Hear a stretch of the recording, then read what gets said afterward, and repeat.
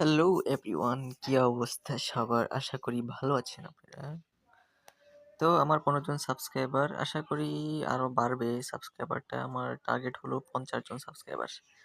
ওকে, so আমাদের মনে আচ্ছা আগে এটার ব্যানারটা দেখিনি, মানে থাম্বনেল।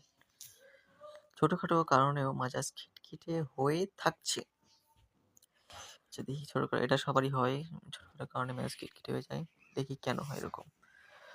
আমাদের মন অনেকটা প্রেসার কুকারের মতো।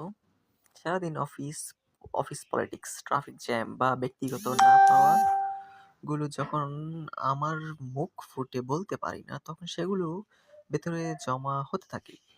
একসময় সেই চাপা রাগ ফেটে বের হয় খুব তুচ্ছ কোনো কারণে। হয়তো তরকারির লবণ কম হয়েছে বা কেউ ভুল করে আপনার কোনো জিনিসে অন্য জায়গায় রেখেছে। রান্নাঘরে টুকটাক শব্দ, কারো মেসেজের রিপ্লাই দিতে দেরি হওয়া, ইন্টারনেট বা ওয়াইফাই স্লো, চার্জার বা রিমোট খুঁজে না পাওয়া।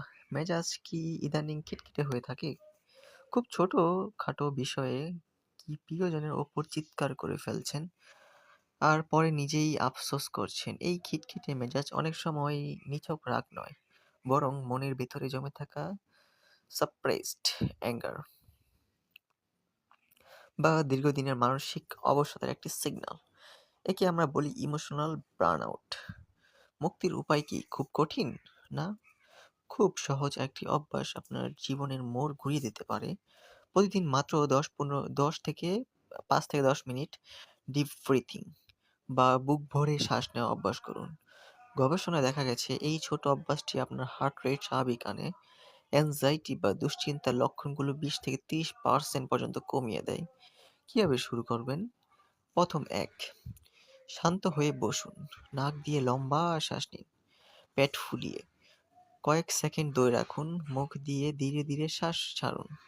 এটা করলে আপনার মস্তিষ্ক সিগন্যাল পায় যে আপনি নিরাপদ আছেন। ফলে মুহূর্তেই রাগের পারদ নামতে শুরু করে। আপনার মানসিক শান্তি আপনারই হাতে। ওকে, সবাই ভালো থাকবেন। আল্লাহ হাফেজ। ভালো থাকার চেষ্টা করবেন। ভালো থাকা যায় না, ভালো থাকার চেষ্টা করতে হয়, তারপরে ভালো থাকা যায়। নাহলে আচ্ছা, পরে আরেক সময় অন্য ভিডিওতে বলবো নি। আল্লাহ হাফেজ, ভালো থাকবেন।